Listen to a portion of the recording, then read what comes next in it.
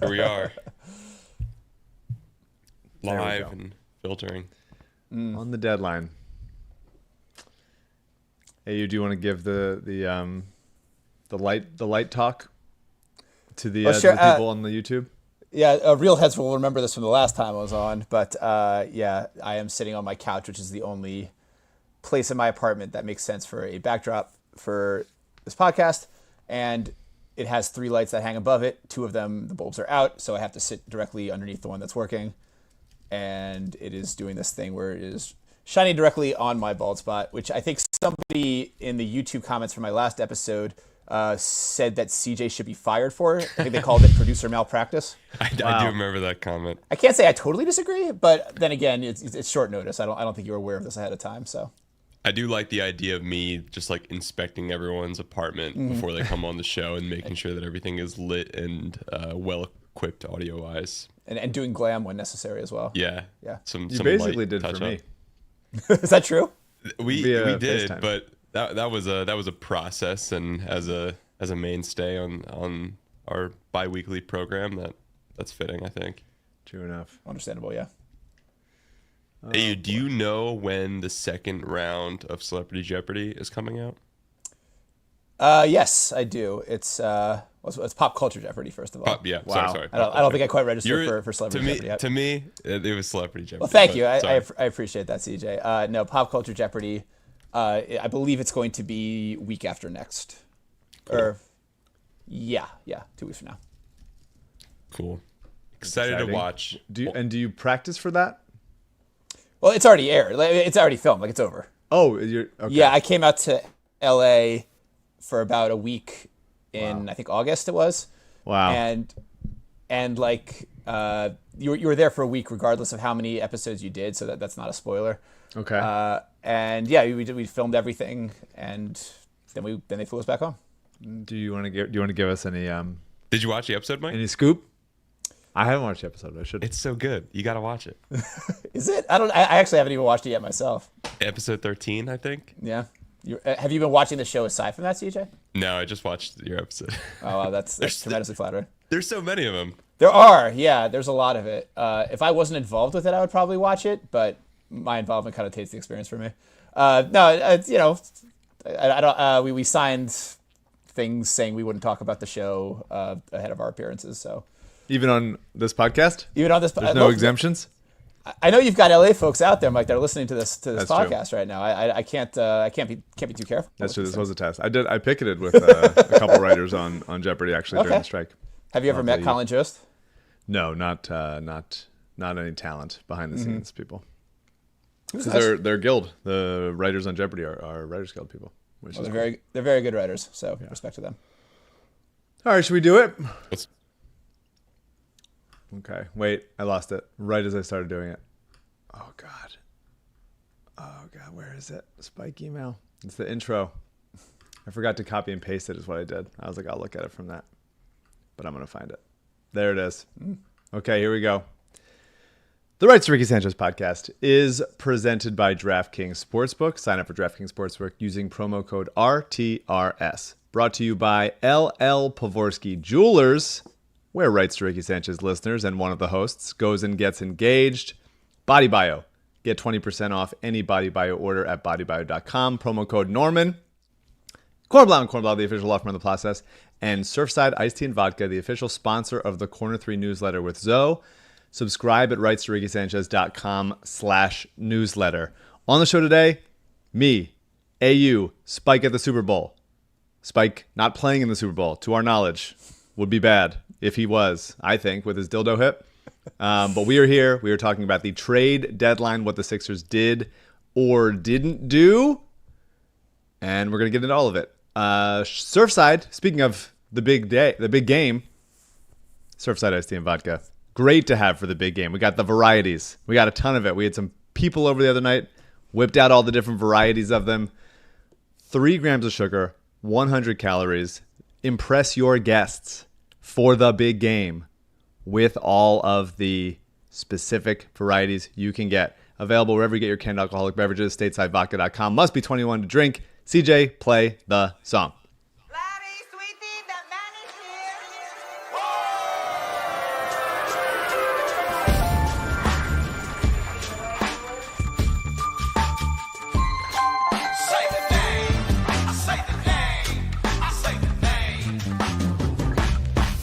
We were right, y'all.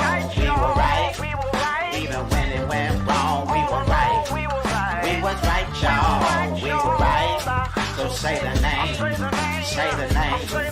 We were right, y'all. We were right. Even when it went wrong, we were right. We were right, y'all. We were right. So say the name. Say the name. Say the name. Say the name. I say the name. I say the name. Say the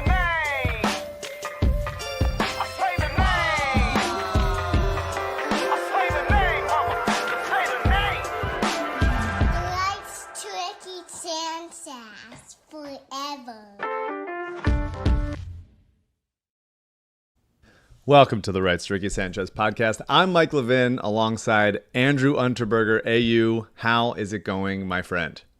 It's going all right. I am happy to be here. I'm incredibly flattered to be here because I didn't realize until I was listening to the last episode that you actually had a choice whether or not you even wanted to do this episode in the first place. And Spike even seemed to suggest that he didn't think you were going to, and you were like, "No, I'm definitely going to do it." And I thought that like when you had the choice between doing more of the podcast or less of the podcast, you would always choose to do less of the podcast. So the fact that you're having me on to do this is incredibly flattering. Thank you, first of all. No, not the case. Usually around the second round of the NBA draft or the trade deadline is when I really almost exclusively want to do the podcast, all hours of the day. Okay. And I also, me and you have had some sort of online beefing, some behind the scenes shade, and I feel like it's time that we lay it out here.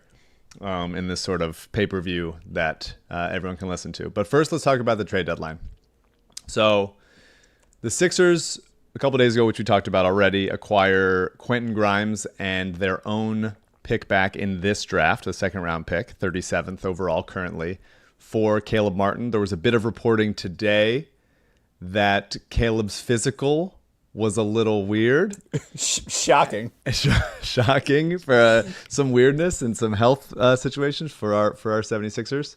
And it almost tanked the deal, but due to some negotiating and talking with the league office, the Sixers added another second-round pick in 2030 to sort of mollify the concern that Caleb's hip won't allow him to be ready for 2 to 3 weeks, even though he was listed as questionable very recently. But all right, that's just Sixers doing business with you. So another second goes out the door there. Quentin Grimes will play tomorrow against Detroit, which is going to be nice to see. What do you think? That's still the biggest deal of the deadline for the Sixers. What did you think about the Caleb Grimes swap? It's interesting. I mean, it was hard for me to know how to gauge Caleb Martin's time as a Sixer because for a month he barely looked like a functional offensive player. He kind of looked broken. Yeah. And then for another month he couldn't miss at all from anywhere. And then he got hurt. And so between those three versions of Caleb Martin that we got, I couldn't like triangulate that into what Caleb Martin would be for this team moving forward. And so I don't really know what we're losing with him. I think you made the point, or I think I can't remember if it was your Spike, but one, he made the point in the last pod that we have a lot of Caleb Martin-like guys on this team now and a lot of Caleb Martin-like skills that he's a little bit more replaceable now than he used to be. And ostensibly what Grimes gives us is maybe a little bit more in shorter supply, a little bit more valuable at this point. I would be lying if I told you I had very strong takes about Quentin Grimes in his years in the wilderness. I remember my Knicks fan friends liked him when he was on the Knicks and then he wasn't. Yeah.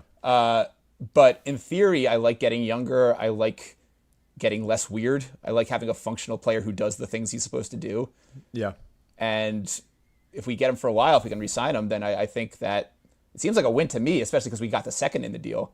But, well, actually, I guess it's not anymore now because we're sending one out too. So But I have to readjust for that part of is, it. Yeah, like that's one of the, like what the Zach Lowe calls it, the global warming picks. Like, yeah, Sure. it's who even knows. Yeah, they needed to get back into this draft. So at least the fact that they have something guaranteed in this draft is very nice, and I'm happy to have it. Did part of you think that it was going to go back out again? I was definitely wondering if he was getting it. Well, I was worried in the KJ Martin trade Yeah. that it would be that pick, and that would have sizably pissed me off. No, I mean, Grimes for me, as I've sort of sat with it more over the last couple of days, is just really sort of a throwback standard kind of two guard. Like really, really does two guard stuff. and on both ends. And I'm really excited to see him play with Maxey. I think just having a movement shooter that also plays defense, there's just not that many of those guys. Like you think of those kinds of, Tim Hardaway Jr. types, Malik Beasley, those kinds of things. I mean, D'Anthony Melton a couple years ago, Well, yeah, he became a better shooter, but he's not the level of shooter that Quentin Grimes is, certainly on difficulty, and Grimes is a really pure. The reason he was scouted as a prospect was that jumper is textbook. You could put that jumper on a logo, and he's just gonna be really good, and he's able to guard a little bit up because of how sturdy he is on defense. I'm excited to see it. I think it's going to be a really nice fit with Maxey and Paul George, and then eventually McCain next season. So I'm excited to see how it looks now. It is funny that we focused so much at the beginning of the year about how our starting lineup didn't have a power forward. We sort of ignored that we didn't have a 2-guard either. It was just a point guard, a bunch of wings, and a center. Sure. I mean, I'm so positionless. I so don't give a shit about that kind of thing. But if Caleb or Oubre was a better, more consistent shooter, then it wouldn't have mattered to me that they don't look like the kind of 2-guard that you normally need. But as far as what is helpful to the team, his skill set is helpful to the team right now. So I think that's gonna be nice. I'm excited to see him play out. To me, it is an absolute success, assuming that they sign him to a deal. If they don't, then you just got out of a Caleb contract that was really, really team friendly, below market, because of the weirdness of people avoiding the aprons. Maybe that happens again this offseason. Usually teams get to keep their restricted free agents. I guess it's possible that somebody throws a big offer at Quentin Grimes, but we'll have a few months to see how it looks.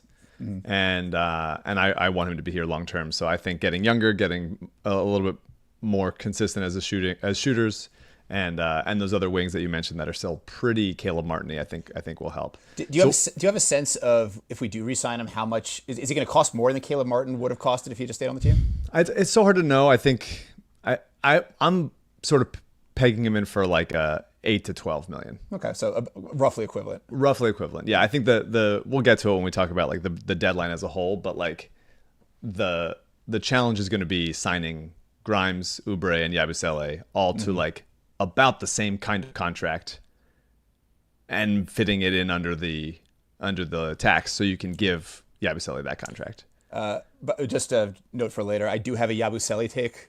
Okay, we'll get to it. Yeah, not now, obviously. But. We'll get to it. All right, so we go to KJ Martin. We talked about it a little bit that the night before the deadline, it was reported that he was going to be traded, and they weren't going to get anything in return. And I was sort of readying myself. It's hey, not only we're not getting to get a player out of it, we're gonna have to trade something to get off his contract, because that's just how leverage works in this new salary cap world. It is a bummer that it cost them 2 second-round picks. 2 second-round picks. That's so many more than one. To return absolutely nothing when he is a legitimately good, useful young player. Maybe not good yet. Good is strong, but useful and compelling with his athleticism and his vision and his passing and just general role playerness. And I think that if he played last night against the Heat, which he was held out of, I think they win that game. Maybe. So just annoying that they traded him earlier than they had to, both last night and also before they could have waived him after the season. And they didn't. They had to trade 2 picks to do it. It seemed like they were in a little bit of a rush to do that, and that bums me out.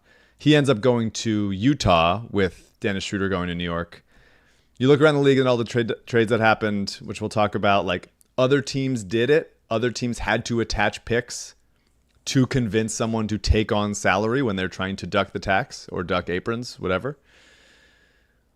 It just sucks when you signed him to that contract a couple months ago, being this is actually really smart of us. We're actually doing a really smart thing. Yeah. We're telegraphing that we're going to trade this guy, and when we're going to trade him for someone that is really going to help.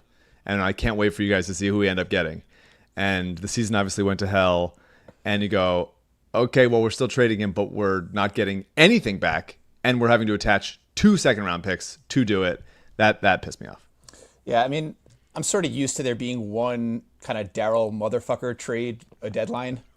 I was thinking earlier today about how pissed off I was last year around this time about the Jaden Springer trade in Boston. Yep. Seems quaint now, like to get like up in arms about that guy who I mean, who knows if he ever actually turns into anything, but traded today also to Houston and then waived, and so he'll probably land somewhere. But come back home, Jaden. Yeah, could use you. Could use a little athleticism. Yeah, I obviously didn't love this trade. It would be hard to like find too many people I think who are enthusiastic about this trade. No, if you like this trade, then I want you to go for a walk. But I don't know. I mean, I think I've just kind of like trained my body to anticipate one trade like this a year. And although KJ Martin is a guy I liked and I really enjoyed the way he was playing up until he got hurt. Yeah. There's other guys who I guess have sort of supplanted his both his role in like a rotation sense and his like role as like one of my guys on the team. So I can't like Jaden Springer was like playing his very best basketball like right up to the moment he got traded. It still wasn't even that good, but it was better than it had been. Yeah. It's been at least like we had a kind of buffer period with KJ where he's been out for a month or whatever anyway, so it feels less painful, I guess. Yeah. It's just it feels so wildly self-inflicted. Mm-hmm.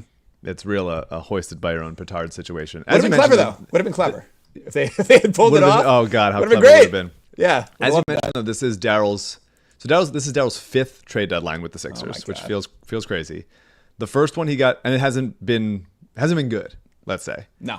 George Hill was first, 3 second-round picks. George Hill, either not useful or actively useless. Gotta love that little homage to the George Hill trade that we got, though, with that second coming back, though. I know that put a smile on your face. That was nice. Thank you so much for bringing it back.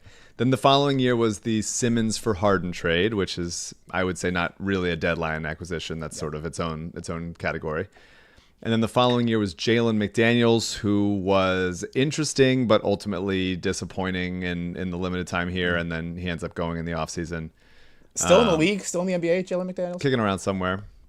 And then the following year, Buddy Hield and Campaign, where, as you mentioned, Jaden Springer goes out and Patrick Beverley goes out. And so it's the third straight year that they've also ducked the luxury tax at the deadline. And yeah, as I said, like, this is not the year that I'm going to like hammer them for saying, okay, we're not going to go into the tax. I think I did it in previous years. And I will do it in years to come. But if they have decided, hey, we have to get under the luxury tax, it's not worth us paying it. Like, it's certainly not worth paying it this season of all seasons when they are bad and shitty. That being said, like, they are billionaires and they are losers for thinking that they have to do this if this is some sort of like directive. That's not like Daryl's call, but like it is gross and pathetic, and you own the fucking Commanders and the Devils. Like, grow up and pay the tax and at least like get some good local press for being like, hey, good for them for not doing this trade. Like, but they didn't want it because they didn't get rich by not being huge assholes. They did it by doing exactly that. So then we move on to the other trade of today, which was with the Washington Wizards.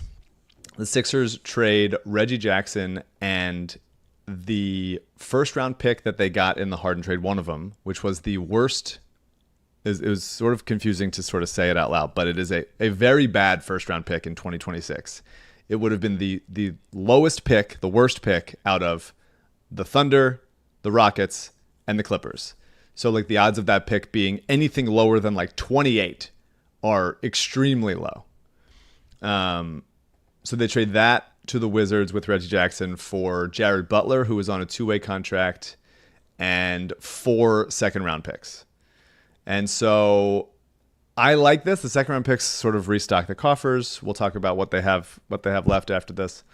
But the feel for me is it's good to get a guy like Jared Butler, who I like very much, and we'll talk about him in a second. And they save a little bit of money in Reggie Jackson going, and Jared Butler coming in with the seconds. And that 2026 first, the most interesting thing to me with this trade, I'll talk about Jared in a second, but like what that pick did, the 2026 OKC pick, let's assume it's going to be that one because they're the best team in the league. What that pick did was allow the Sixers to trade their own first round pick next season, if assuming that the pick conveys this season to the Thunder. But now they can't. So it's basically saying we are protecting ourselves for this year and next year. If we suck enough to jump into the lottery, we are keeping that pick. Mm-hmm. And I think it's a little indication that even though they're still going for it, they're leaving themselves a little bit of a parachute of, but if we suck, we are like protected in some way. So obviously if they jump into the lottery this year, they keep the pick. If they jump into the lottery next year, they keep the pick. Obviously, we'll have more once the lottery comes around. We'll have more clarity on what exactly is going on. But I think that's a good cover your ass, and moving this pick is sort of like a guard against themselves from trading that pick and assuming that like we could get better now, and then if it goes bad again, then that pick is gone, and we'd only be left with like the 29th pick in the draft from that. So do you think Daryl was worried about getting restless with that pick and just being like, yeah, it's burned a hole in my pocket, gotta get rid of it? It might have been. What do you think? I like this trade, but I have a lot of questions about it. Okay. One is, why does Washington want this first round pick so much that they're willing to get this first round pick that seems almost impossible to land at the top 25? Yeah. Like there's no way that almost no way, maybe like a less than 5% chance that all three of those teams just totally fuck it up next year. Yeah. So why would that first round pick be more valuable to them than 4 seconds of any kind? Consolidation trade. Maybe, or maybe I wondered if it was kind of like their version of the fake first rounder that we traded Nerlens for all those years ago. Mm-hmm. And they can say that they got a first round pick out of it, and maybe that makes it better for the press release or whatever. But that seemed like a very lopsided pick swap to me. And it's funny because I think most people are mad about, at least the people I saw are mad about the Sixers giving up the first. That seems like a heist to me, to get 4 seconds for one first that isn't even a real first. Yeah, it spreads out over time, so it's not there's less immediacy to it. But yeah, it definitely restocks them a little bit, and we'll talk about that in a second. Yeah, but my other questions, sorry if I keep going here. Yeah, and then I'll do the ad after this. This is okay. Telling CJ I'm listening to him, and I will do the ad right after this. 2 questions, but I guess they're quick questions. If Jared Butler is like good and or interesting, and like our Dan Olinger is like very, very intrigued by Jared Butler, but I asked him, okay, if he is that, why was he not getting minutes on the worst team of the decade, basically? Sure. And well, he didn't really have an answer?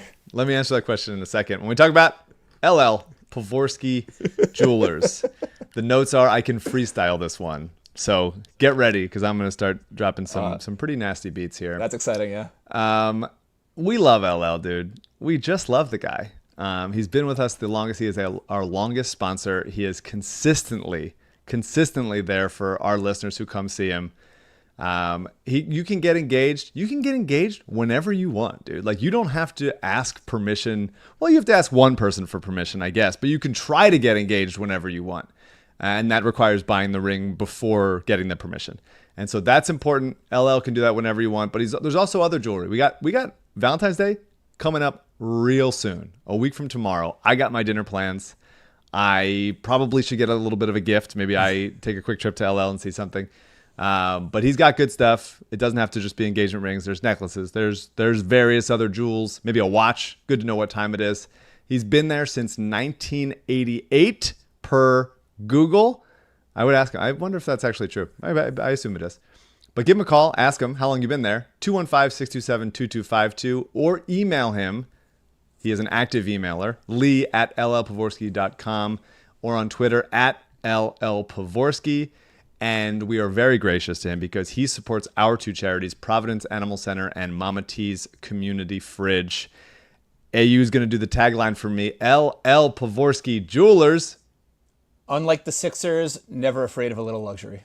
Oh, wow. That's better than I've ever done. I really like that. You pressed me for it, so I've been thinking about it kind of in the background as I've been talking the entire nice. time. So. Oh, that might actually, LL should maybe adopt that one himself. That's beautiful. Yeah, we'll get him on the horn. All right, so Jared Butler.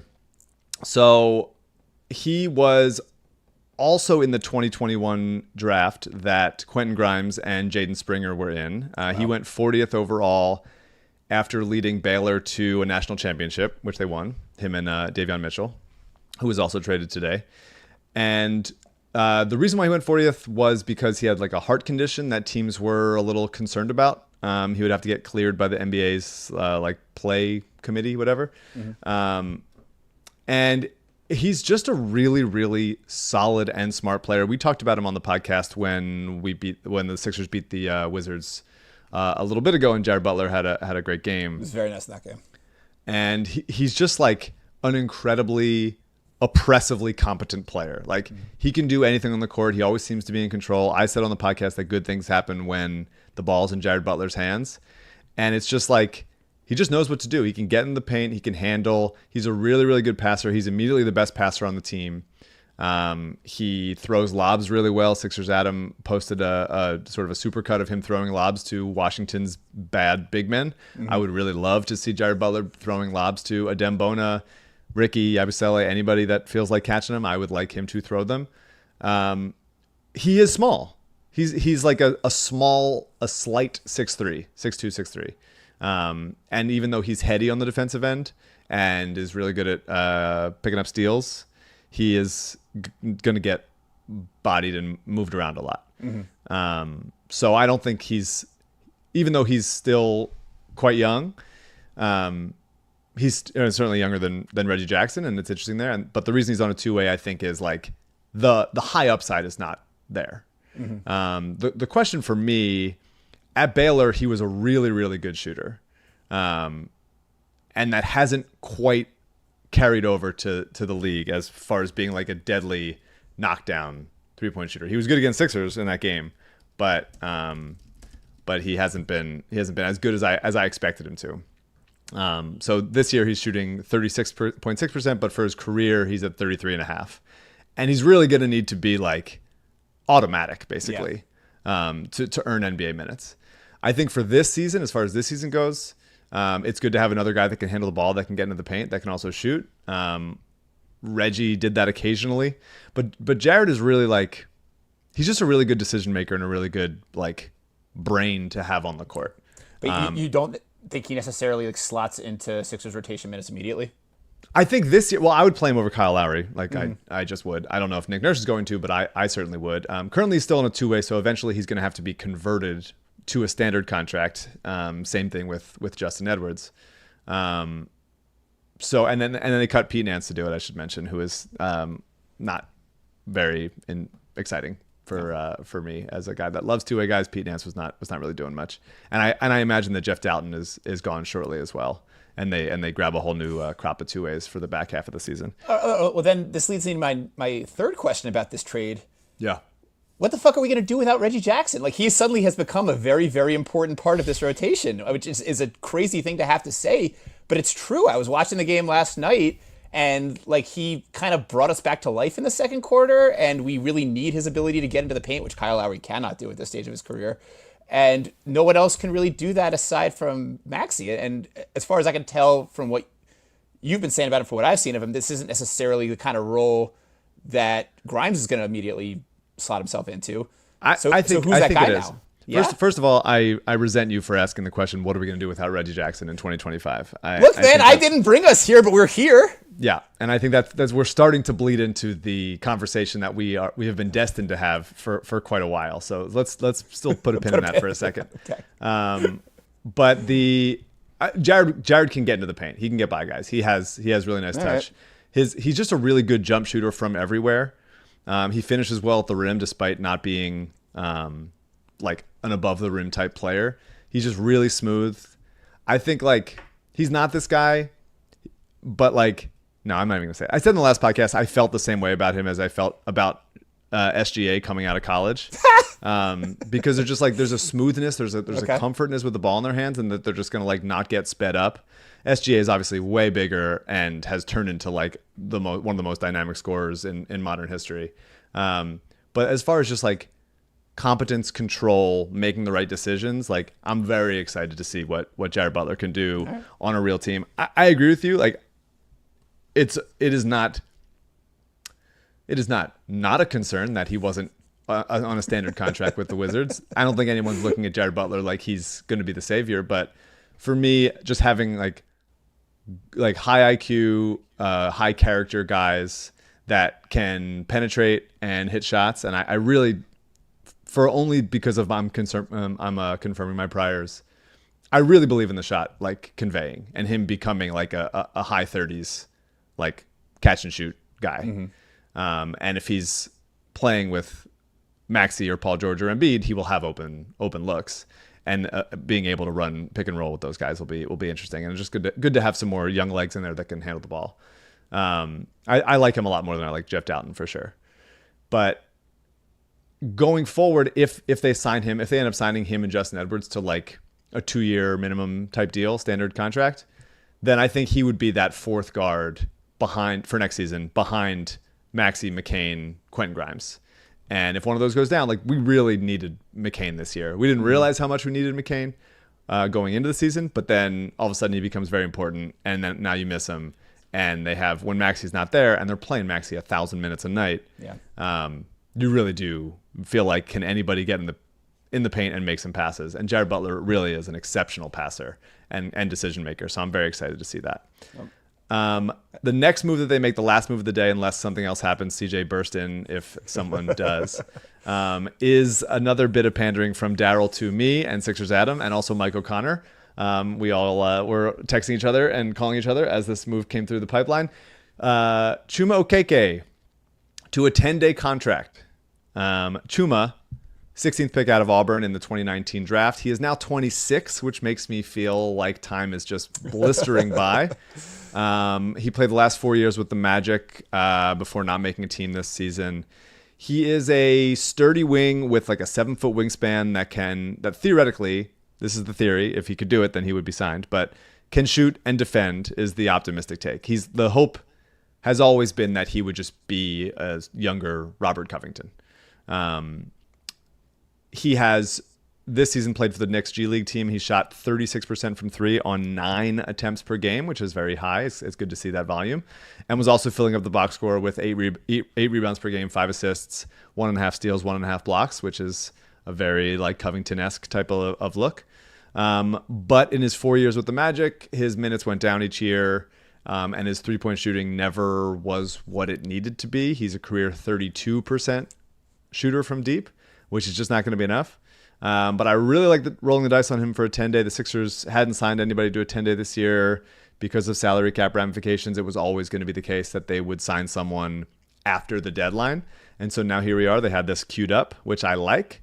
And I think this is the kind of shot that they should be taking on these kinds of players. Like, hey, if this guy figures out his shot, if this guy finds a home here, all of a sudden he's very cheap and very useful as far as a wing that could maybe shoot goes. So I'm excited to see what it looks like. I have been asking for Chuma Okeke for 6 years now, and I'm looking forward to the Chuma experience. Me and Sixers Adam texted me.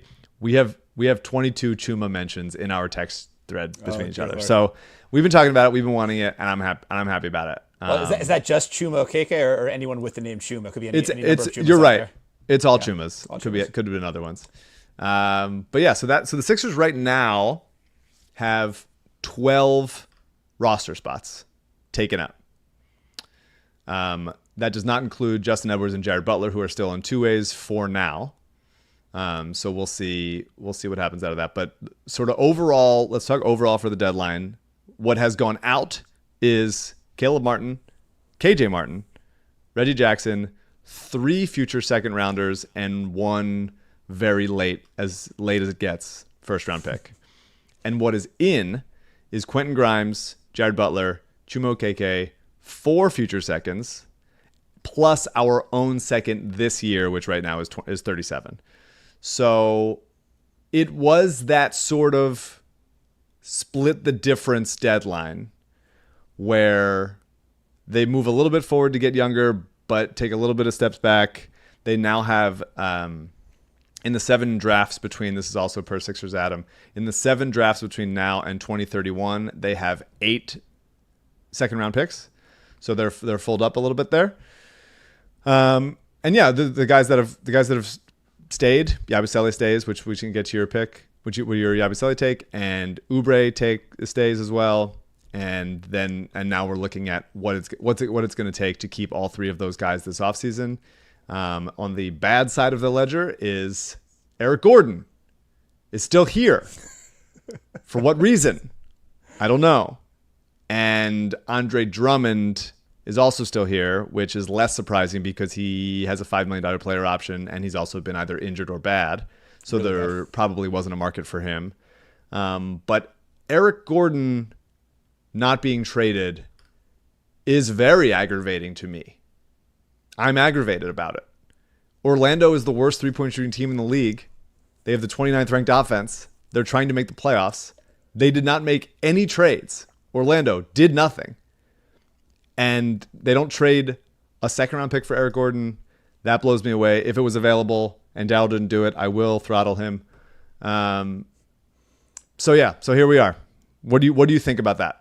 Well, I just started to like Eric Gordon. I would be a little bit disappointed if they traded that's him the thing. I know you're right.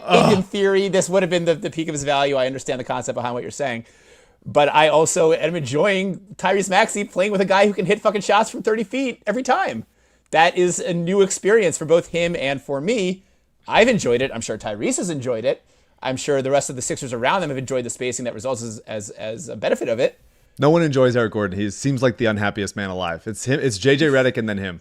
Well, that's why we have Tyrese and we have Jared McCain. They can kind of bring up the averages for the otherwise crotchety bunch that we call the Sixers. Look, if they traded Eric Gordon, I certainly was not going to, I was not going to raise hell over that. That would have been a very logical move. But if he's going to continue hitting shots, I am happy for him to continue remaining on these Philadelphia 76ers. That's fine by me. All right. I will disagree with that after this break to talk about BodyBio. You can, if you're listening to this, get 20% off all BodyBio products at bodybio.com with promo code Norman. Not written anywhere. It is CJ's dog's name. We don't have Norman in the shot, but I think of him often. BodyBio has been a sponsor of the Ricky for a long time, and it's time we talked about the product they're best known for, which is phospholipid complex. We all love it. But what it doesn't do is make the Sixers trade Eric Gordon, but it does help with the toxins in the environment that are getting into our system, which is bad. I don't want the microplastics. I don't want the pesticides. I definitely don't want the mold, and I really don't want the wildfire smoke, which is happening. So your cells are like tiny decision makers. They're built to let in the good stuff, like nutrients, keep out the bad stuff, like toxins. But when we get older, when we get sick, they have a harder time doing that. That's where PC, phospholipid complex, comes in. Keeps your cells strong, healthy, so they can keep protecting you from the things that you can't control. What I can't control is Daryl Morey not trading Eric Gordon to the Orlando Magic for a second-round pick. I can't do that. PC might help that. It might. Think of this as a way to give your body the support it needs to stay resilient no matter what's out there. So get 20% off PC or any BodyBio product, which I obviously use Elite to help with my cramping after basketball, and a lot of and Gut Plus when it's available, or sodium butyrate which is I'm using now since Gut Plus is not available, to help with my stomach issues. I use it all the time. I take 2 a day. They're great. Also liposomal vitamin C, which Spike uses. All of those situations happening at bodybio.com. Promo code Norman. Okay. AU. Let's talk about the season. Let's talk about the situation, because it bleeds into what happened here. They have a deadline where they are a couple games out of the play-in and a couple games up on the tanking teams that are going to continue tanking below them as far as the odds of keeping their pick go. So Daryl splits the difference. Standing completely pat would have been annoying to me, would have been very frustrating. They at least get a little bit younger. They at least get to take a couple flyers on younger guys. Getting rid of Reggie Jackson for Jared Butler is nice. Quentin Grimes, especially if you sign him after this year, is a very nice fit, and younger and maybe having more upside than Caleb does. The KJ trade is annoying. I'm excited to see what Chuma and any other 10-day guys can come in and do. Obviously, Justin Edwards eventually getting bumped up. But I would have tanked. I would have tanked a month ago. As soon as Jared McCain and Joel Embiid went down, I was ready to call the season.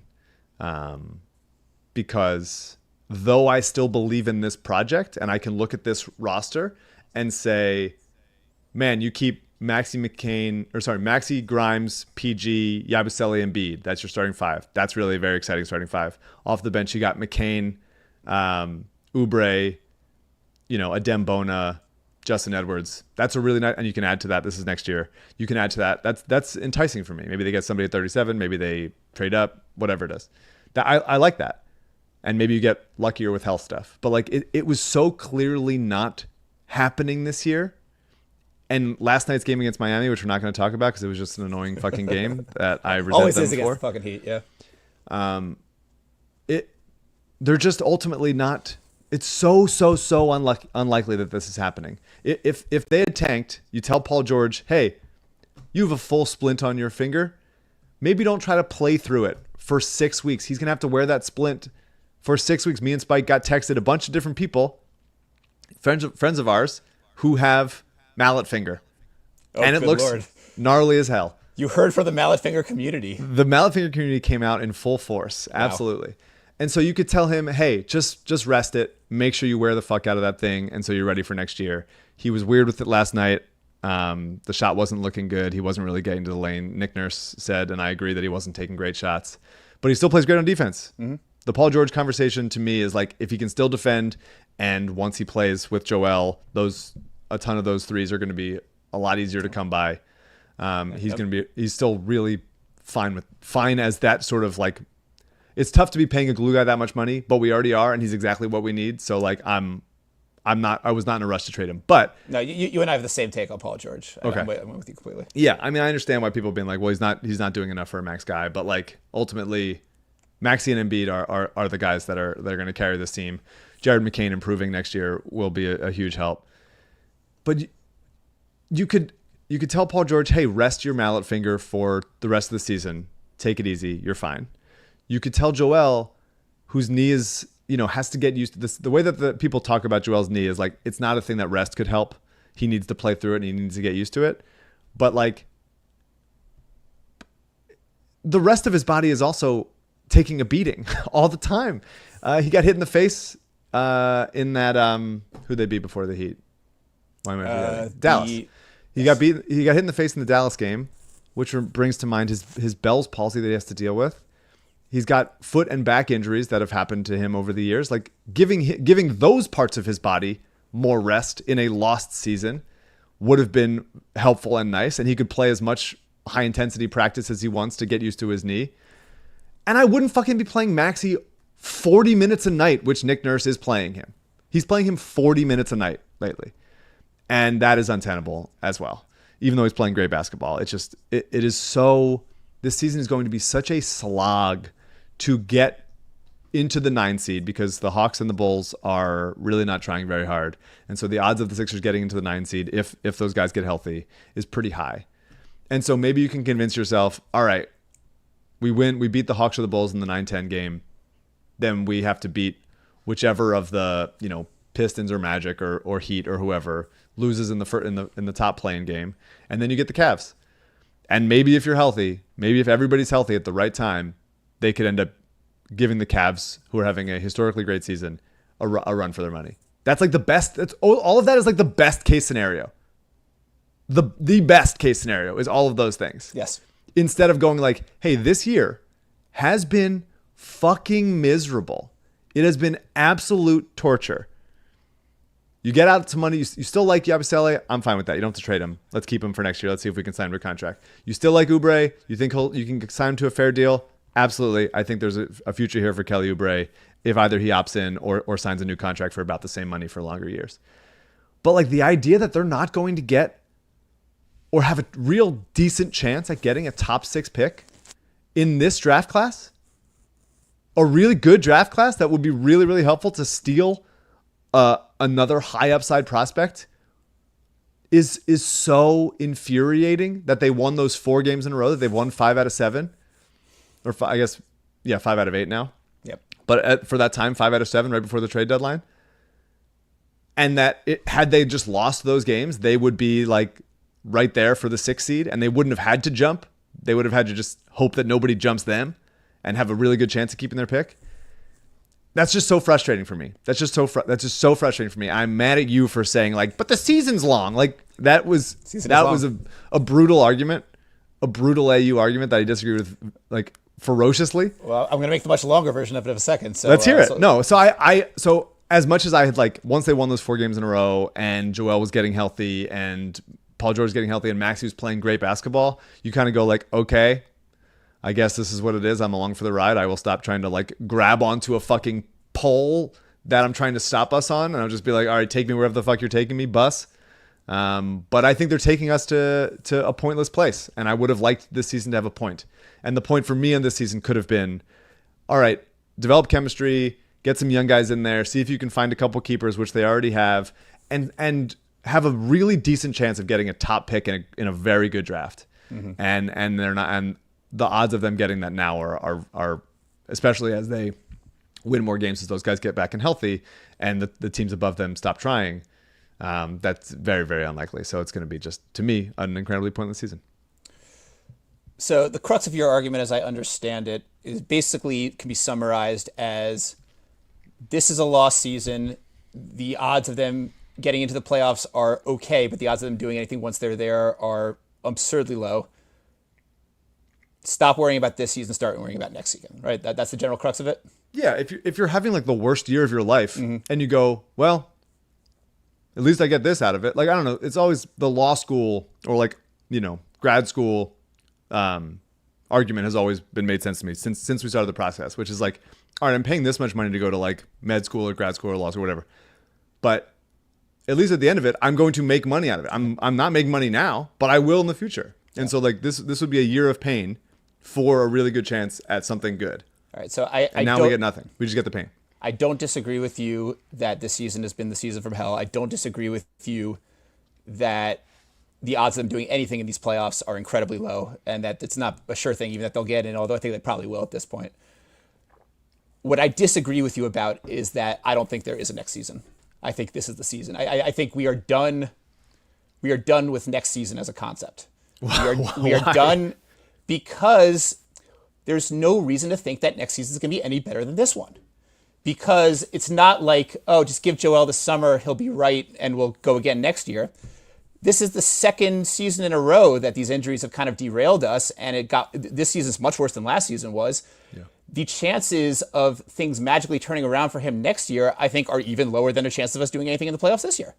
And we've seen pretty conclusively this year that even at this team's best, they could be a solid team without Joel, but they're not going to be a good enough team without Joel that he can play 35 games and when he comes back, everything's going to be fine. If he plays 35 games next year, they're going to be in the play-in again. Probably, right?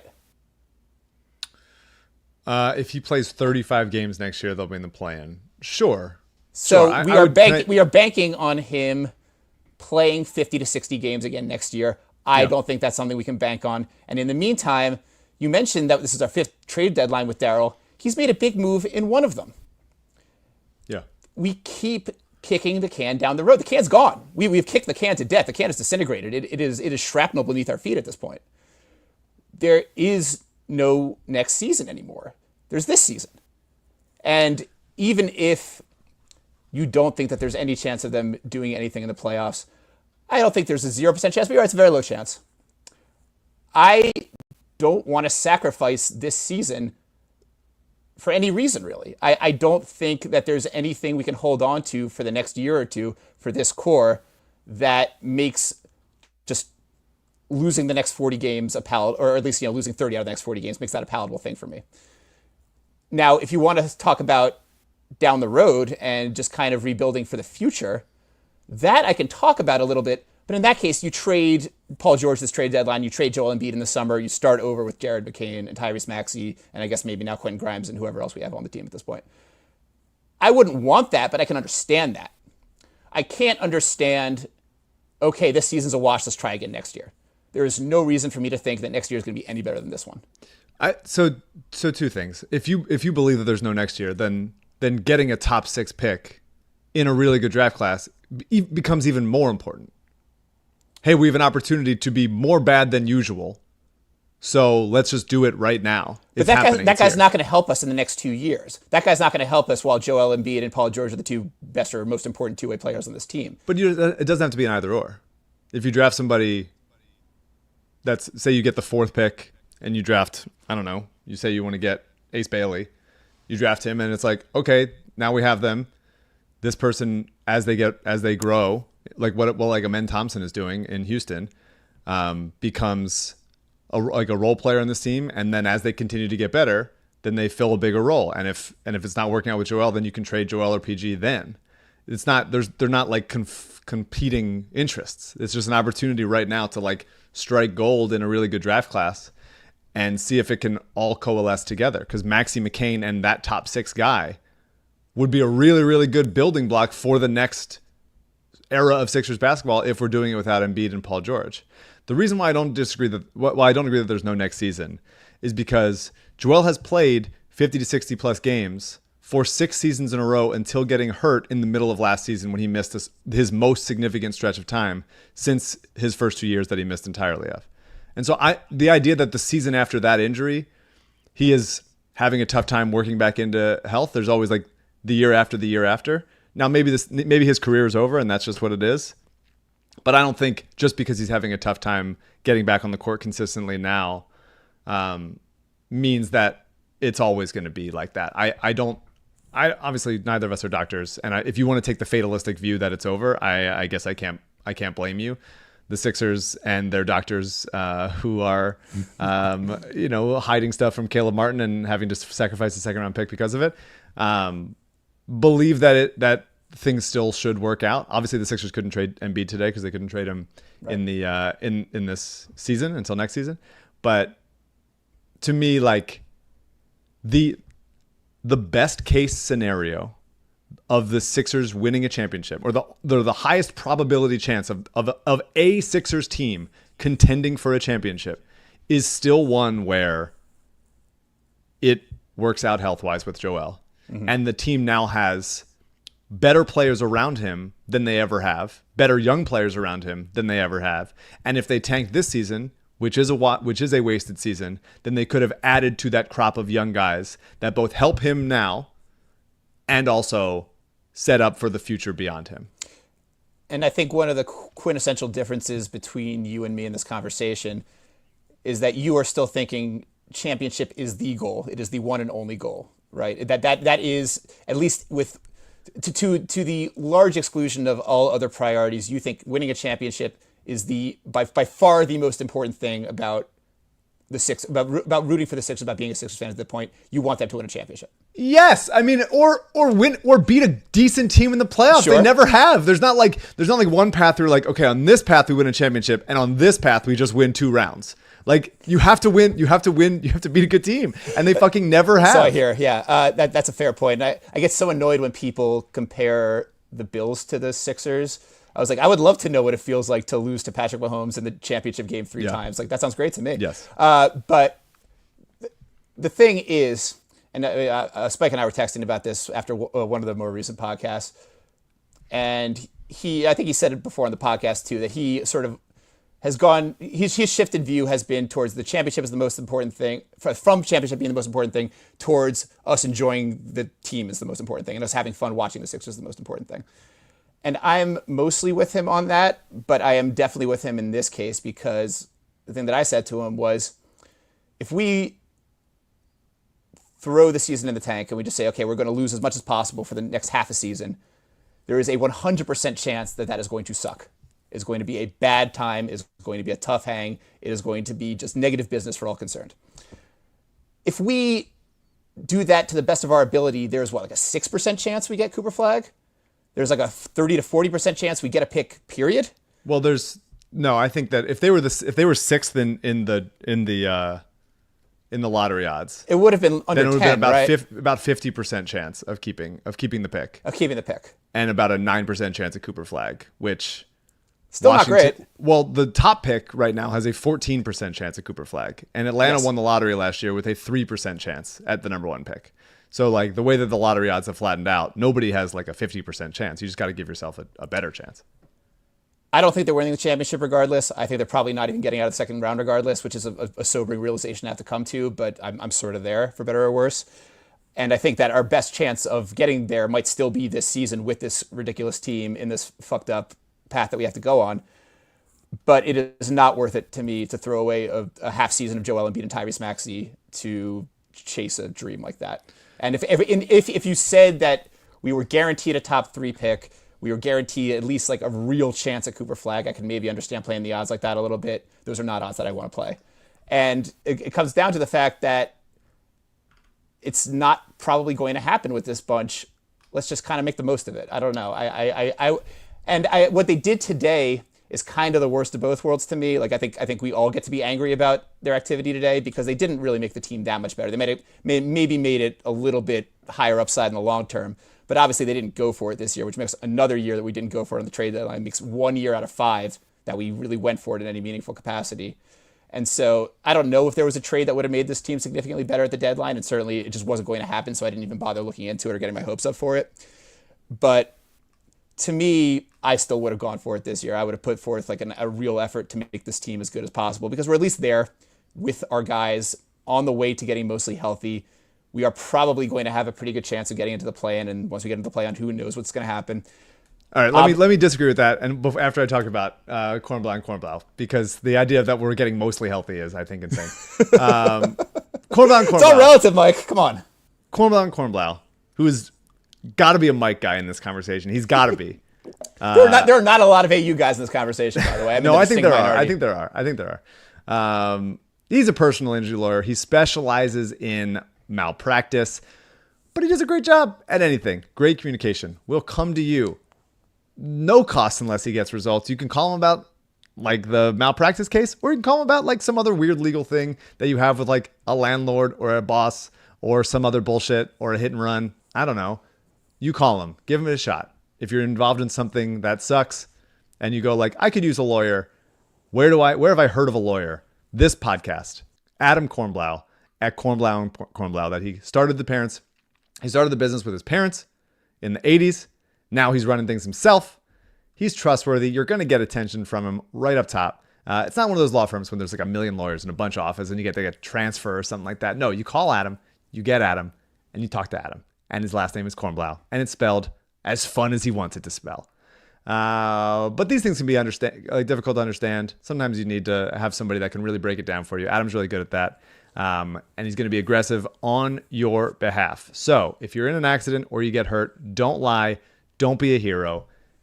Call Adam Kornblau. They'll come to you even though they got offices all over the area. They specialize in all aspects of bodily injury. If you think you might have a case, give him a call, shoot him an email, which costs you nothing. 215-576-7200. Ask for Adam. Email Kornblau at kornblau.com. Adam Kornblau, the official lawyer of the process. All right, okay. All right. So like, I'm so glad we actually get to do this, by the way. This is such a treat for me. Yeah, I could have a 19-hour podcast just arguing the same points over and over again.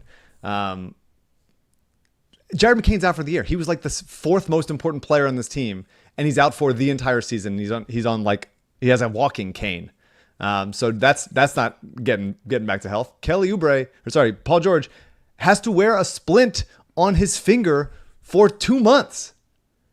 That takes us basically to the end of the season, and is not going to be great at shooting during that time. So the idea that it's like, yeah, you may as well go for it. I find that to be insane. Obviously, this team does not have an ounce of chemistry among the players that matter right now. Building a little bit though. Yeah, but does it really matter the 11th and 13th guys are starting to build chemistry on the roster? Like, is that exciting? Like, does that matter in a playoff atmosphere? The idea that this could be the year, like, to me, if you're, I'm not saying next year is going to be better for Joel, but it won't be as bad across the board for everyone. For McCain, I push back on that. I think it very well might. I mean, I guess you will McCain season-ending injury, a Maxey first half of the season. He's going to be a second-year player, though. He's not going to help us win the championship. I think he could. I think he absolutely could help them as like the 6th or 7th guy on this team to help them win. All right, but I'm not punting a year so we can get our 6th or 7th best guy back. But that's not why you're punting. He's gone already. It's gone. It's not happening. They're not winning a championship this year. It isn't going to happen. Everybody's hurt. The idea that you could give Paul George a little bit more time to rest, that you can give Embiid a little bit more time to like stabilize, like work on the stuff he has to work on, not get another injury that we have to worry about next season, and that Maxey is playing so many minutes. The idea that you're going to put mileage on him that allows maybe in a month, because Maxey's playing 41 minutes a game, he gets hurt in some way because he's just overtaxed, and he'll never tell Nick Nurse, I can't do it. Okay, all right. You got to bench me. Can we zoom out on this a little bit and just think about this I for a never second? want to zoom out. I zoom in. Zoom out, Mike. Get the camera, go like this or whatever that you have to do to zoom out. We've been doing this for 12 That's years. too far. Too far zoom. Sorry. Let me pull it back in a second. This is Joel's 8th season? 7th, 8th, I think. 9th? 9th season. 9th season, I think. As far as playing? As far as playing. It's 9th season, I believe. Drafted in 2014. So he played 16-17 was his first. That would make this his 9th. Yeah, 9th. He is solidly into his 30s. He's 30. Is he 30 exactly? I thought he was 31 by now. Is he 30 exactly? Next year he's turned 31 Okay. in a month. Paul George is 35 or is turning 35 Yeah, he's imminently? 34. He's turning 35. We are 9 seasons into this thing. Our 2 most important players probably are in their 30s. One of them in his deep 30s or getting to be in his deep 30s. And we're talking about punting the season starting over next year. We're talking about like stuff we should have been talking about in year 1 and year 2. Maybe year 3, maybe year 4. We're in year 9 with Joel. It has not gone well. And we're still talking about punting the season. Like at a certain point, we got to stop. At a certain point, we have to actually try. At a certain point, this isn't an argument. This isn't an argument. This is like obviously it's gone bad. Like no one's arguing that it's gone perfectly well. But the idea is being like as if the problem of the last 9 seasons has been like we keep punting. Like that hasn't been the case. But that has been. I mean, you're right. That's not the only problem. It's probably not the biggest problem, but it is a problem. There are years where if we had gotten somebody better than George Hill at that trade deadline in 2021, we could have beaten the Hawks. Sure. And then who knows what life is like? It might be one of those beautiful futures. We have flying cars and shit. Like you don't know if you don't try. And we still haven't really tried. But those deadlines are different than this deadline. But I don't know that they are, Mike. I think at a certain point... They started the season 3-14. You're right. That was bad. Look, it's a bad situation, but I think we're making it worse by quitting. I don't know. I think at a certain point, you got to just say, okay, time's up. We got to go for it. You can't... It's like I said on the last podcast, but it's like, oh, I don't have that many chips left. I better go all in on the worst hand of all time. The worst hand that I've had in like 2 hours. Now's my all in hand. That's what it is. Right, I have to do it eventually. It's like going in on a pair of 3s when you're getting like dealt another 3 cards the next hand. If you're getting another 3 cards the next hand, you might not get a pair at all. We're not going to agree on the metaphor. We're not going to do it. But look, I have no problem going all in when the time is right. There's never going to be a right time. I'm saying next year is the right time. And next year you're going to be saying that the year after that is the right time. I'm saying next year because Joel was still last year before Joel got hurt. He was still playing his best basketball. That was last season. He was still playing his best basketball. He's been very good this year too. He's still recovering from that injury. If there's a time, and they obviously couldn't trade him this year because they signed him to the big contract. Mm-hmm. You're not able to trade him during the season. You have Maxey, who has taken another leap during the season. You have Jared McCain, who was going to be rookie of the year before he got hurt. And even if he's not like, playing 35 minutes and leading the team in scoring next year, he will be a cog on this team because of how smart he is, how easily he can get into the paint, how good of a movement shooter he is. Obviously, defense is going to hurt him at first, but he'll get there. That's a very helpful player that you don't have this year that you will have back next year. You will have more chemistry between all the stars because they've played together and figured stuff out more than going in this year as they've played like 9 games together total, and as if like it's all going to come together magically. I'm not saying like I like to sort of like marionette everything together and puppeteer the whole thing and go like everything works out and I'm playing with my little dolls and then there's everybody's healthy and having a good time and these guys are kissing. Like that's not reality, and I understand that, but you can decide if you believe, like that's the thing, is that if you believe that it's over and you believe that that there's so little chance of Joel ever being healthy for any stretch of time, then you really need to get that pick this year. You really needed to get the pick this year. If you believe that. Well, And but to say but that's okay though. I would have been okay with that if they had traded Paul George and they had just shut Embiid down for the season. Say we'll trade him in the offseason. Yeah, if they so had the- gone so- full hog on the rebuild, That's I right. wouldn't So have liked it. But a I would month and a understand. half ago, you would have been fine tanking. I would have been fine tanking if they went all the way. I mean, fine is a strong word. I wouldn't have liked it, but I would have understood it if they had just committed to it with their entire chest. But if they did this sort of half tank, okay, we'll try to get worse this year. Hope it works out that we get worse enough that we actually get a good shot at a guy, and then we'll run it back for next year. That I don't respect. That I don't like.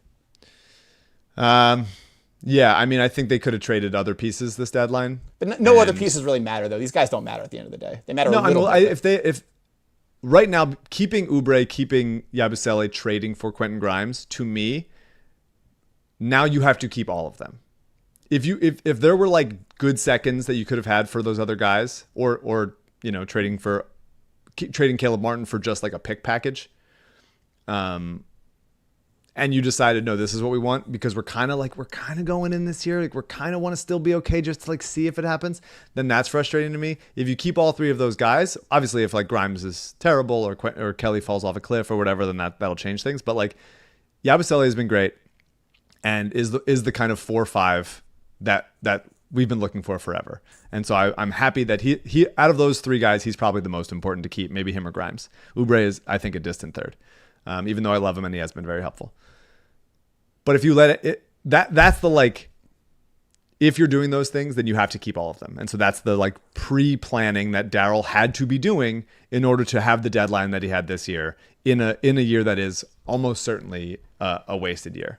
So we talked about I wanted the pick. You didn't really care so much about the pick.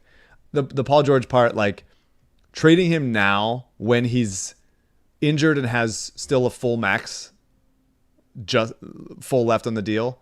I don't think there's any difference between trading PG at this deadline versus trading PG in the summer versus trading PG at next deadline. Like, I don't think that the haul is going to be any different. If anything, it might be better in the future because he has less years on his fewer years on his deal, and maybe by next year he'll be shooting a little bit better because his finger isn't falling off. But yeah, I mean, I understand that it hasn't worked out. We haven't beaten anybody in the playoffs. Joel may never be back to his full self. But the best way to contend, let's not even say win a championship, let's say contend. Because you're talking about like, yeah, I just want to watch our team and have fun in this like fantasy world where like everybody wins and losses don't even matter, and we're just having a good time rooting for our guys, and they're all like slapping each other on the back and smiling and maybe sometimes moving in slow motion, and it's all really beautiful. Sounds it's like like fun to me, yeah. If they're going 38-44, you're not having a good time. You're not. I'm having a better time than them going 22-60. Not if it results in a top 6 pick. You're not. The process. Here's the people that were like most people that very pro process remember this. The process was fun. The process was fun because we didn't have Joel Embiid, Tyrese Maxey, and Paul George on the team already. Yeah, the absolutely. process was fun because we had a blank slate. We don't have a blank Absolutely. slate right now. Right, but you could have done it for half a season. Is all I wanted to do it for. Was All to right, so say like, I'm going to ask you a question. I want you to answer it honestly, Mike. yes, yeah, please. What percentage of your pro tanking take is rooted in the fact that you want to go back to being college scout, Mike?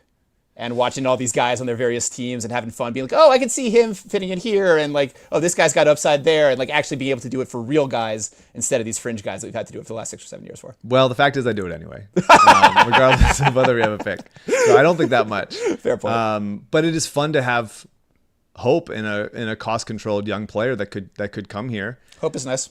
And the idea of just like putting our heads down and going like, well, there's no more years left after this one, so we just it has to work. We cannot sacrifice half a season when it's already been sacrificed. It's out of your hands. To me, if they had gone tank mode and they really threw the season away, they started resting guys. They're playing, I mean, they're already playing their third stringers, but whatever. They play their third stringers and they have options to play better players. Does it bother you that you still have to watch those games?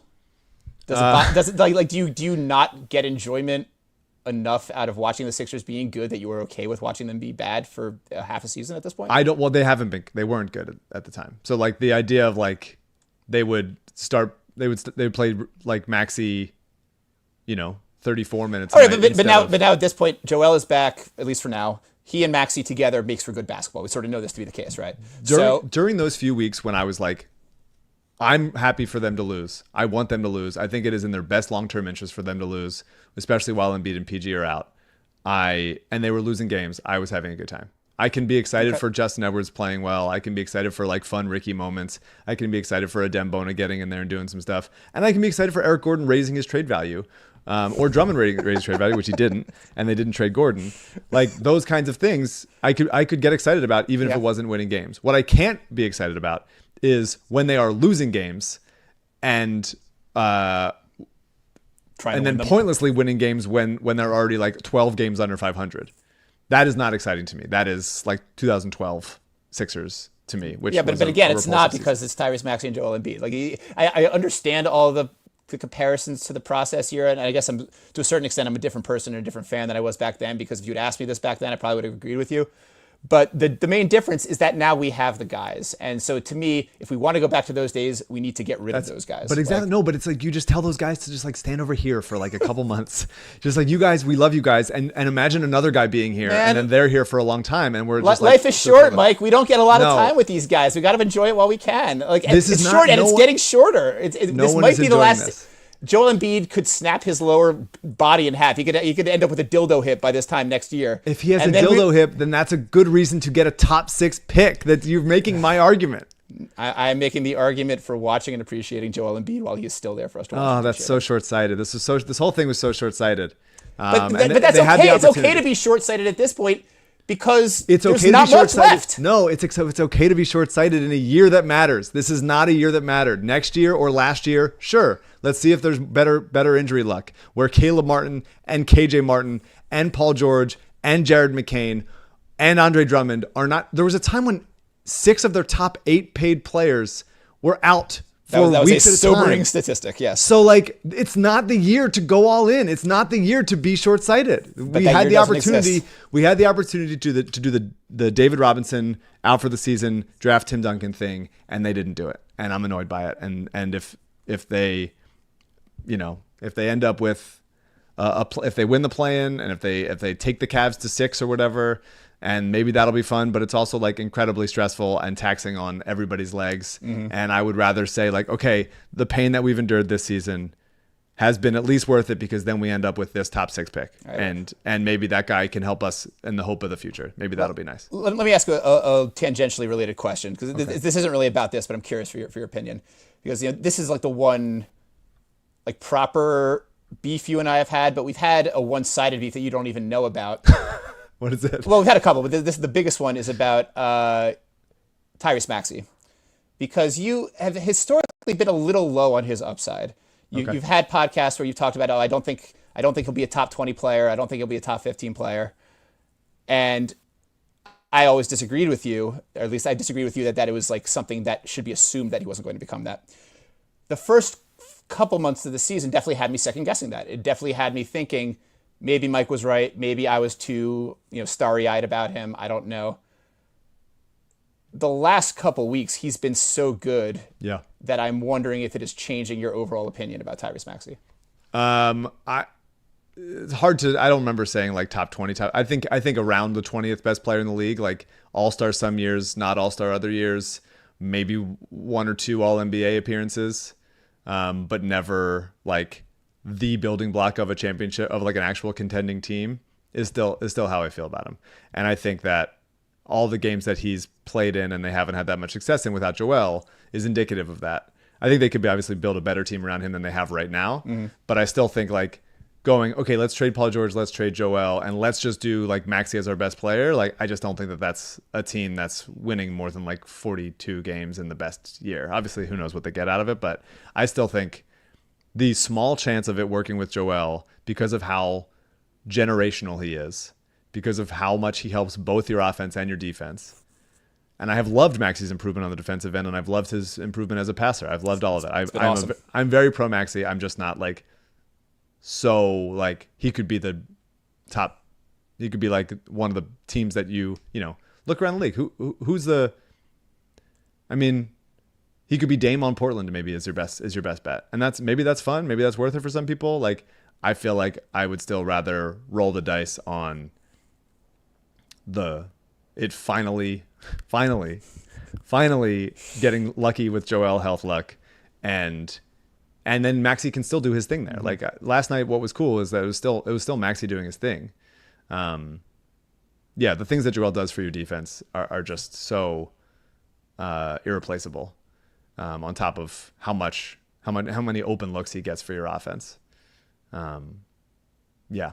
Well, I'm glad we had that argument. Do you want to talk really quickly about some other trades around the league? Yeah, let's do it. Jimmy Butler to the Warriors. Miami gets Andrew Wiggins, a bunch of other players go all over the place. How that's exciting. It's an exciting thought to imagine Steph, Jimmy, Draymond. They tried to get Nick Vucevic from Chicago. Chicago does what they do, which is very little pointlessly. And They did finally jettison Zach LaVine somehow. Yeah, they finally do for almost nothing at all. That's really beautiful. But I'm excited for. You have Steph Curry. He's still as good as he is. Like, go try to make it work. Find a superstar. It looked like it was going to be Durant for a little bit, but it ended up being Jimmy. And I'm excited to watch it. It's going to be compelling television watching Jimmy and Draymond and Steph on the same team. I'm curious about, like, you know, the entire thing with the Steph era Warriors, at least like the party line at the time when that team was really popping, was that like, oh, Steph, he plays with such joy. And the joy is infectious, and the joy spreads to the entire team, the entire organization. So what happens when he is paired with Jimmy Butler, the ultimate thief of joy in the NBA landscape? Not always. Not always, but a lot of the time. Yeah, certainly some of the time, yeah. There's going to be some interesting kind of unstoppable force, unmovable object, push-pull there. It's going to be fascinating for sure. Because Steph is like the singular superstar where you go like this, everybody loves playing with him. He makes his teammates better because of how open he gets them. And he's also like a high character guy, and he cares about being there. He wants to share the ball. Like there's a good ecosystem there or whatever. All the criticisms that, you know, Joel or even, you know, Jimmy or fucking anybody that's like, their priority is not the right priority. Number one is not number one. The main thing is not the main thing. Like for Steph, the main thing is the main thing. And now here comes Jimmy. And like, how is the culture still good? I mean, he already ruined Heat culture. Could he ruin Steph culture? Which is impressive. That might go on the top of his resume, actually. Yeah. But so at the risk of dragging us into bad patterns here, do you think that the Warriors have a chance of winning the championship this season? I think that they probably should have made that Jimmy move like a couple weeks ago so that they could have done something else at the deadline. And so doing nothing else is a little weird. They extend him for a big, I think he's going to be the highest paid player in the league next year. God, that's scary. Which is wild. But I'm excited to see what it looks like. I think they have a shot to. I think the West is so interesting because I think pretty much anybody can beat anybody in that 2 through 12 range. But they're also going to be playing for the play-in, though, right? Like they are not in like safe territory by any stretch. No, but like 6 to like 6 to 12 is separated by like what, 4 games right now? Yeah, 6 is the Clippers at 12.5, and then the Warriors are at 11 at 15.5. So that's. I don't know. It sounds like you're encouraging a losing team, a team that's not even in the playoffs right now, to go for it this year. If the Sixers were 25 and 25 instead of 20 and 30, then it would have been a different scenario. They're in the same place in the standings, though. If they didn't start, grow up. If it didn't start 3 and 14, it was just. I don't know. Just saying, Mike. Every acquisition we're going to do this with. If the Sixers could win, yeah, whatever. Obviously, to me, I'm just saying, you're saying, hey, maybe they just get healthy and they win a round. They have a shot. I'm saying that for next year when the other guys are healthy. And you're like, not gonna happen. That's impossible. But this year, it's possible. No more possible than this year, I don't think. Jared McCain will be there, and that's at least different. Second year player. Yeah. Tyrese Maxey was very helpful in the second year. Was he not helpful in the second year? Well, he didn't help us win a championship, I'll tell you that much. Okay. Now you're just being obstinate. Now you're just being this guy. All right. Brandon Ingram to the Raptors. A bad Raptors team decides to go and get an all-star-ish level player. They trade Bruce Brown, Kelly Olynyk, and a Pacers 2026 first. What is Masai doing? Yeah, I was hoping you were going to have an explanation here. I haven't read a lot about it. I was very surprised to see this headline, and I don't have a take. Although it's funny, I was talking myself into Brandon Ingram in the offseason not all that long ago. And Instead of then- Paul George, you mean? Instead of Paul George. Or at least like I was at least toying with the idea. And then Yeah. of course the second that I saw this headline, I was like, what are those losers trading for that fucking no good Brandon Ingram? What are they thinking? Sure. It's like, man, Sure. how quickly this stuff changes. All right. Yeah, I mean, it's good when you're a bad team to trade for like above average players, and I think Brandon Ingram is that. But like, I just look at their roster, which is, you know, their starting five is going to be Quickly, Barrett, Ingram, Scotty Barnes, Jakob Pertl. Like, what is that? Where is that? No clue. What is that? No clue. What is that doing? What is going on? I don't know what that does for you. I think Masai wins the Kawhi championship and then sort of just is, I don't know, more worried about like his mystique than actually like building something like cohesive. It's just not cohesive, and they're going to be bad this year. So we'll see. If maybe they get Cooper Flag and then something happens there. But Not a lot of behind the scenes figures from that Toronto championship run draping themselves in glory this year. Let me tell you. Not really. Mark Williams, young Mark Williams goes to the Lakers to get the lob threat that Luka needs. Dalton Connect, who might be rookie of the year now if he plays his ass off in Charlotte, and an unprotected pick and an unprotected pick swap. Speaking of going for it, Good Lord, that's so much for Mark Williams. in 2030 and 2031. Mark Williams is really like the Derek Lively type lob threat that Luka had in Dallas. I would say less good on the perimeter. Derek Lively really is like crazy good as a perimeter defender at his size. So it's a little bit more good JaVale for Mark Williams, which the Lakers and LeBron won a championship with a few years ago. Certainly helpful for this year. They needed a guy like this. I was hoping that they swung a little bit lower and really wanted Andre Drummond. They did not. Because the first experience with him went so well. Yeah. Yes. Can I ding Spike here real quick? Because he's Sure. not going to listen to this anyway. Dalton Connect, who he had proclaimed as like definitely going to be better than Jared McCain. I mean, he's backtracked on it since. He's now pro McCain, but there was definitely a podcast where he was like, okay, Sixers fans, get used to the idea of Dalton Connect definitely being better than Jared McCain because it's going to happen. And now that guy got traded in his rookie year for Mark Williams. Well, Mark Williams is very good. I think that's why Charlotte did it, is because they're trading. Like Mark Williams is exactly what they need, and sort of was exactly what LaMelo needed. And so, But that, I don't know what. imagine if we had traded, like if we were in a really good situation and we traded McCain plus picks for whatever the power forward equivalent of Mark Williams is. Like we would be fucking losing our minds over that, wouldn't we? Maybe, but that's going for it, isn't it? Isn't that going Yes, for it? I guess that would be going for it. Yes. Isn't that the thing that you're like? If we traded McCain and two picks for like, who's like a power? I mean, like Siakam has some like too many detractors to feel like that's like a perfect fit. But I'm not necessarily pro kamikaze going for it. I would rather go Yeah. for it in a way that actually makes sense. But Yeah. the fact that Connect was one of several pieces to get this guy who was not one of the 40 best players in the NBA sort of tells me that Yeah. maybe his value is not well, super high right now. Connect was the 16th pick in a bad draft. Yep. Not and is old as hell. But I think he's a good player and a solid player, and he's. I'm sure he'll be helpful fine, offensively. but he's just not Jared McCain. Yeah, I mean, they just really don't. The Lakers especially just can't have more bad defenders if they're trying to win right now, and they have LeBron and Luka and Austin Reeves, who's not great, and Connect is just really not good. So they just needed. This was a desperate. Like I think the Lakers were the more desperate team because they all of a sudden were like, we need to do it. But do you have any more Luka thoughts? My thought is that we haven't heard the whole story yet. I don't know what that missing part is, but Yeah. there's got to be a missing part because this wasn't just a bad trade; it was a panic trade. I It so agree. was like we need to get rid of this guy like right now. So let us take the first available offer that's even slightly plausible. Yeah, I think it's insane. It to me, there's something else to come out. Yeah. Whether it's like a Luka injury thing or it's like a Luka personal thing or whatever.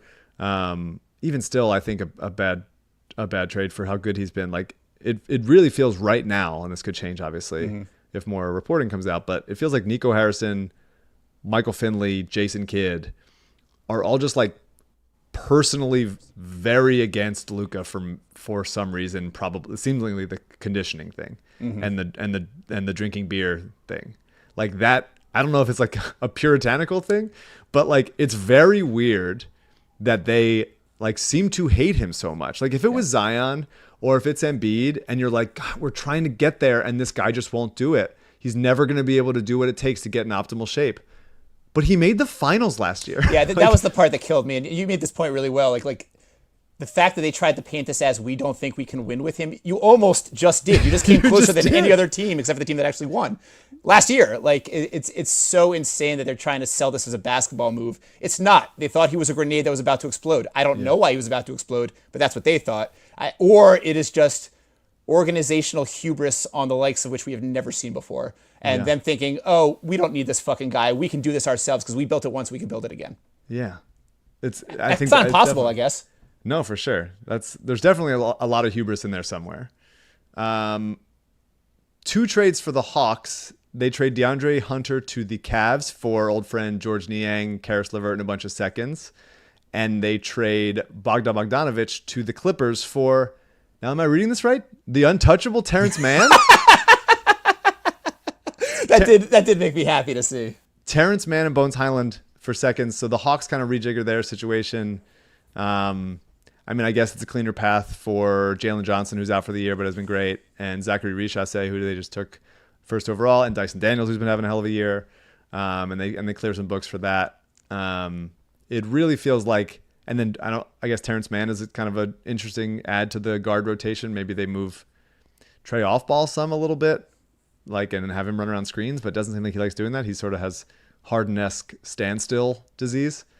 Even though he's very good at what he does, he doesn't do much else other than that. Interesting. Yeah, we're sort of at the point of the pod where you're going to just have to kind of vamp on my behalf. I'm not going to be able to really contribute much at this point. I like it for the Cavs. The Cavs have had an excellent season. They got a ton of contributions out of Sam Merrill, who I liked very much out of college and who's turned into a nice player, and Ty Jerome, who's also had a hell of a season, crushed us the other night, hit like 7 or 8 threes. He was 8 of 8 from 3. 8 of 8. And so you can trade George Niang because you have those other shooters. And Karis LeVert, who's expiring and they're going to need to get paid this offseason, has also been injured and has always kind of dealt with injuries. And so you trade him for like a big 4 in DeAndre Hunter, who's also had a really nice season.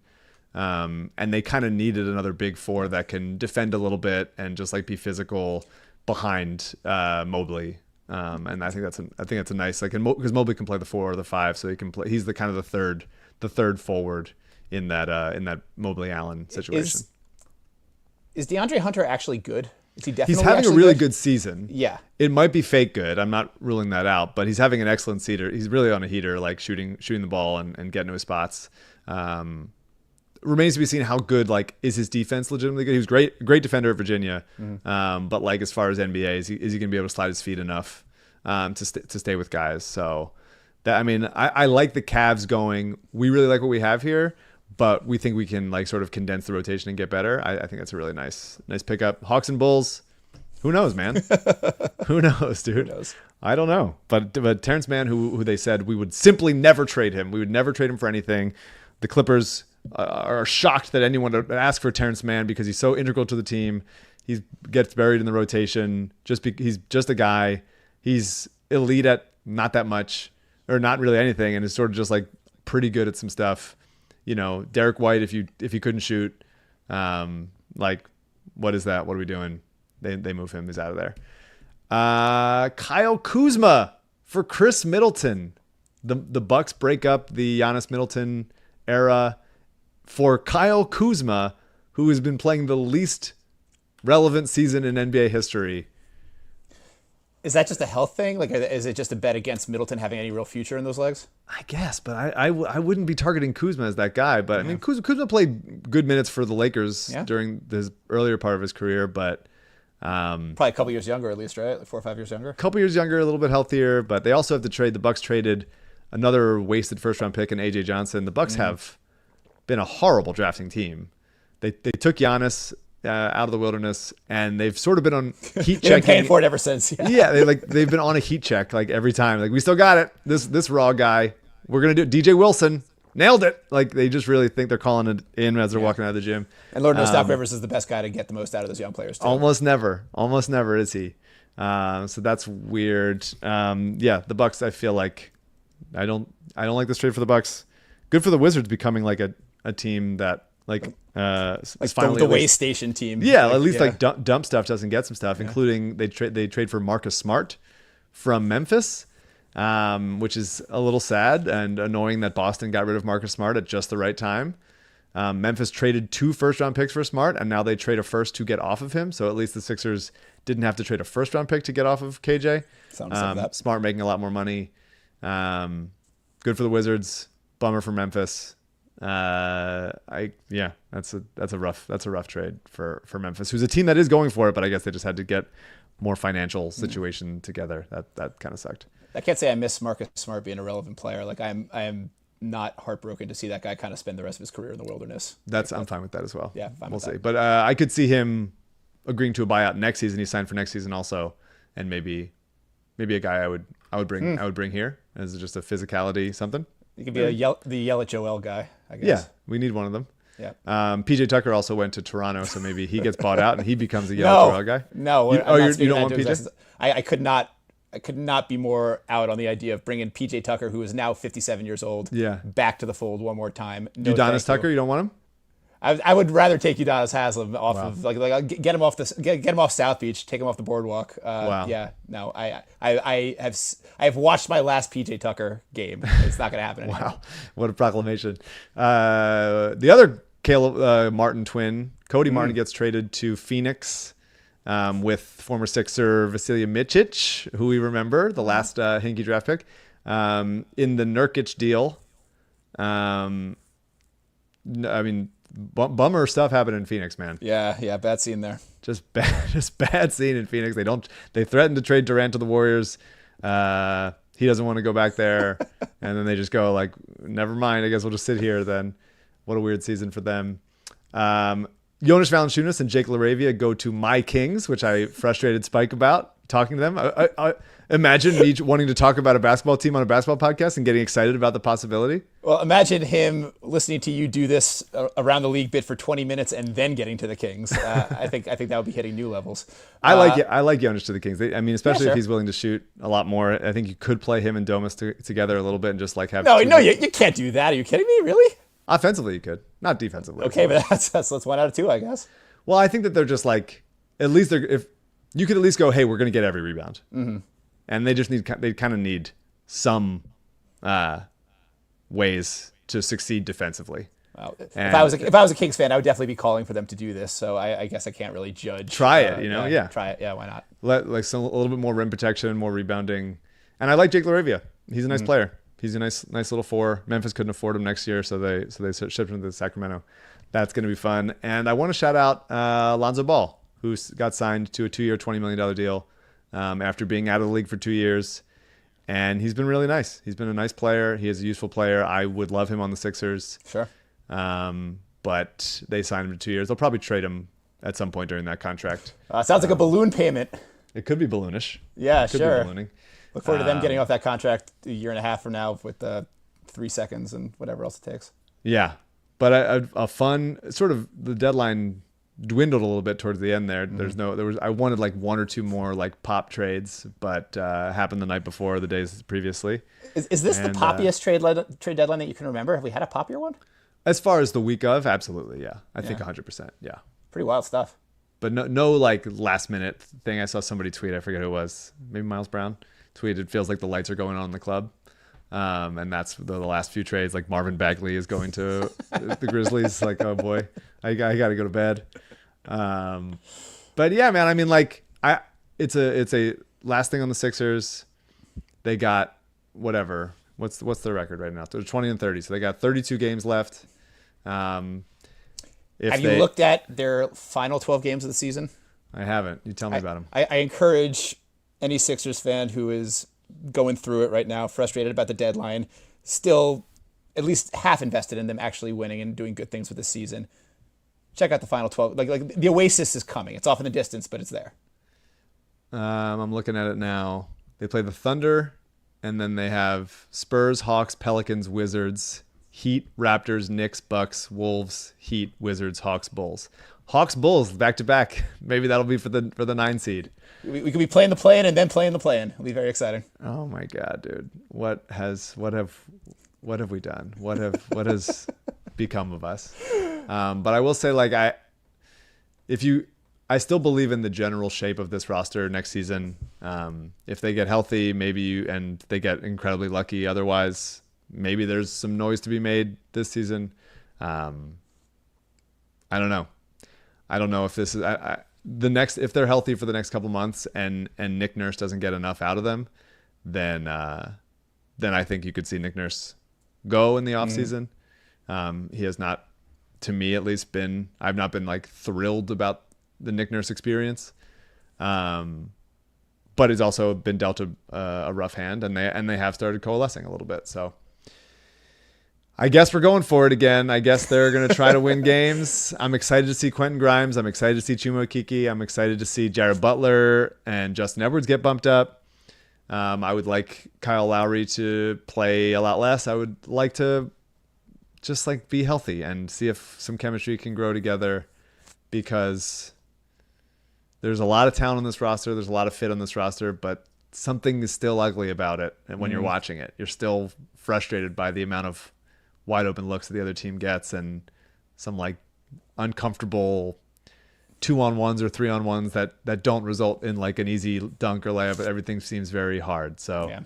I think MOC had something in his like plea for tanking a few weeks ago that was about the 10-3 stretch, I think it was, that they went on at the end of last year. And he pointed out that even in that stretch, they were like plus 0.8 total over that stretch. It was like, okay, maybe this team doesn't necessarily have a championship ceiling at the moment. But I mean, when I look at it here on my little, like, here's what the roster looks like, I can go like, okay, yeah, I see it. Yeah. I see this team making sense. I see like another addition at the deadline, maybe someone that they get at 37. Maybe you go a little bit older for like a more win now type of like role player-y guy. And that person can come in and all of a sudden be helpful the way some guys around the league are being helpful. But then you watch the game and you're like, these fuckers are pissing me off. Yep. Why are they doing this to me? So we'll see. I don't know if we solved it, me and you, but I'm glad we got to have it out. Yeah, no, this was fun. I appreciate that. It was something to look forward to about this trade deadline that I was not necessarily otherwise looking forward to. Yeah. Yelling at Mike and having Mike repeat himself 14 times. If you listen to the whole podcast, we appreciate you. Yeah. I'm sorry for I didn't even get to do the Avaselli take. That's gonna have to be another time, I guess. Are you anti? I don't want to do it in brief like this. I'll save it for what a tease. or maybe I'll write it someday. We'll see. What a tease for Mr. Celebrity Jeopardy. Pop culture Jeopardy. Stop calling it Celebrity Jeopardy. You're a celebrity to us. AU, thank you so much. Daryl, I resent you for not trading Eric Gordon. Are you down with TTP? Yeah, Lickface.